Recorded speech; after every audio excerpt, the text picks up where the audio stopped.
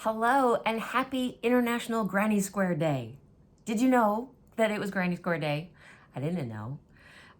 So I thought that I would show you what I have been making over the past few months, several months, that I still have, that I made using granny squares. And to remind us all how versatile they are. And they're not just for grannies anymore. That's what I'm saying. So in honor of the day, here's my lovely co-host, Al Pacacino. He is wearing a newly created bucket hat from Granny Square, a Granny Square. So it's just a granny square and then granny square stitch. So it's just a granny square in the center, and then I just went down, and in the corners, I just did 3 double crochet, so it just kind of made a circle. And then for one round for the brim, I did 3 double crochets in each of the spaces, and then 3 double crochets also in the second double crochet of every grouping of 3. So I doubled up the groups of 3. And that makes a lovely bucket hat for Mr. Al Pacacino here. I think he's quite handsome, glamorous, beautiful alpaca that he is. Anyway, I do digress. So what do I have? And I apologize ahead of time. My camera is just shaking. I don't really know what's going on. Maybe there's an earthquake in Bangkok.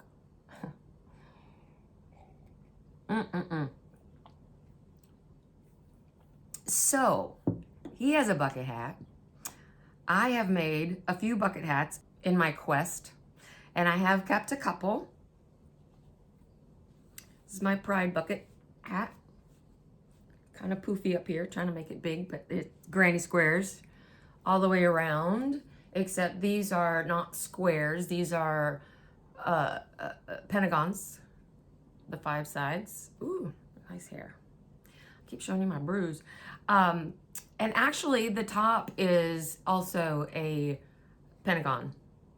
And then there's squares all the way around, but I have 5 squares around for the 5 sides of the pentagon, and then these so that they would flare out at the edge. So these are granny squares and granny pentagons that are made into a bucket hat for Pride. I did that back in June.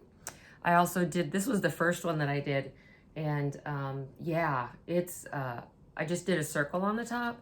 Then I made 5 really giant, well, not big giant, but it turns into a big giant hat, like this. I think he's cute. I think he's cute. He's a he. Yeah. Maybe I'll wear it on Halloween. Maybe. So those are granny squares. What else can you do with granny square other than make hats? Well, let me tell you. Let's see. Other wearables, I made this top out of granny squares. I did not go out and look up these patterns. I'll have to look them up, or tutorials. This one I think was on, there's a link to a blog. And these chains make up the straps. I really love this. And the fringe, but all of these lovely granny squares. I did a cardie, a comfy boho cardie as a cowl with my secret yarnery, with the secret yarnery, not my the secret yarnery. Let's see if I have this on the right way. I don't know. You're supposed to do, well, traditionally you do these with a little bit longer sleeves and then you put on a cuff. Well, it's a little warm here, and so I used a thinner yarn, that milk cotton, that's about a 2 to 3 weight, and a larger hook, like a 7, I think. I used a granny square up here and then just connected it across the top and connected it here to make a hood. So it's a hoodie with the big granny square, you know, that you fold over the edges and make the sleeves. So let's see.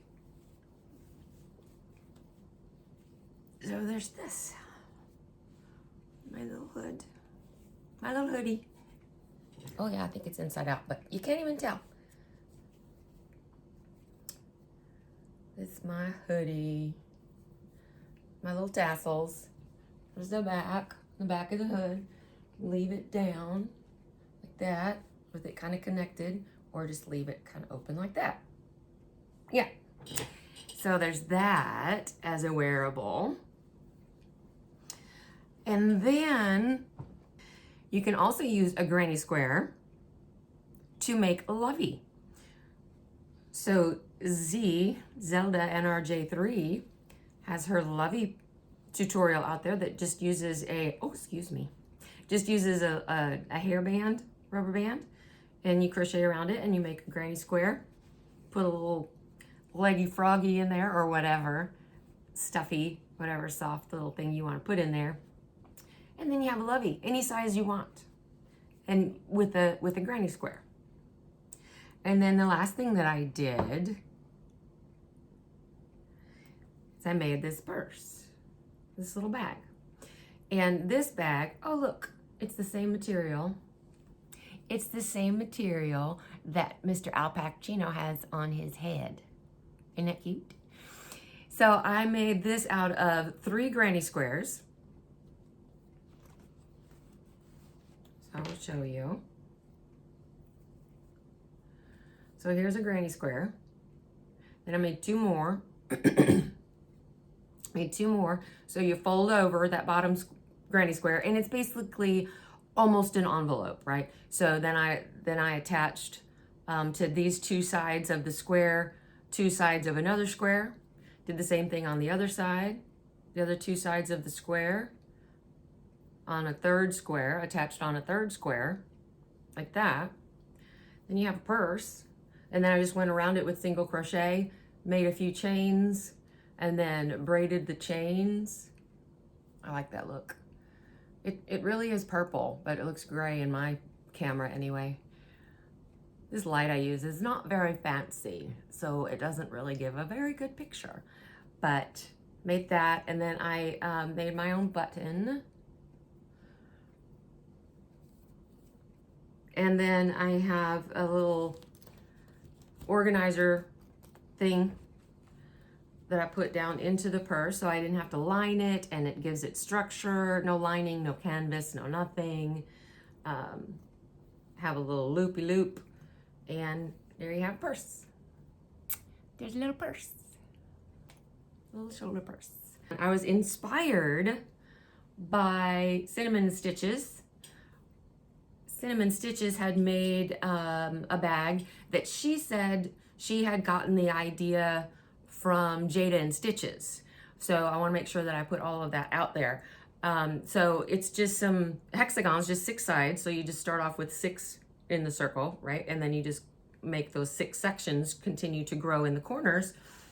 And then you can connect all the sides, because the great thing about a granny square, a granny pentagon, a granny hexagon, septagon, octagon, however many you do, you start off in the center, you know, with that many groupings, whether it's a single with a chain in between, or 2. This one is 2 and then a chain, 2 and then a chain. And I made 6 sections, 7 sections, 8 sections, and then you grow in those corners.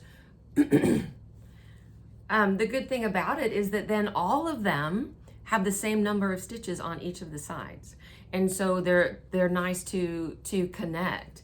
They're gonna curve in different ways, of course, but that's what allows you to be so creative with what you can create with them, and fold them over and do fun things like that.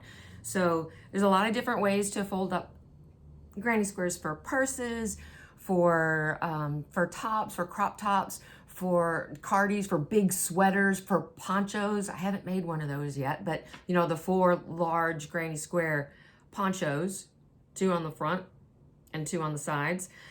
And you can do that. You can do a lovey. You can do an entire blanket. Obviously, you can do a granny square blanket.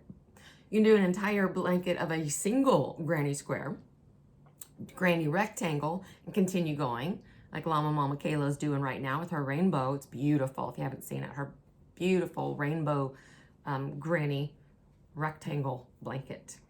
It's very pretty. You can make bucket hats. You can make accessories for your small little friends, for your small little furry friends. And yeah, So many things. I hope that you're having fun with the Granny Squares on International Granny Square Day. And have a great one. Love ya. Bye.